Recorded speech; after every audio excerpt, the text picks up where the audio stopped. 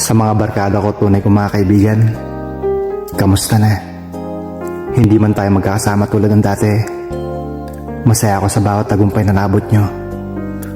Lagi niyong tatandaan na ako pa rin yung kaibigan nyo.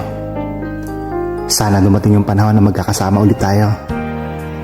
Balikan ang masayang alaala ng kahapon. Hindi man natin maibalik ang nakaraan. I always pray na lahat tayo magtagumpay at maging masaya sa kanya-kanyang buhay natin. Isa kayo sa pinakamasayang bahagi ng pagkatao ko, at babaunin ko yan habang buhay.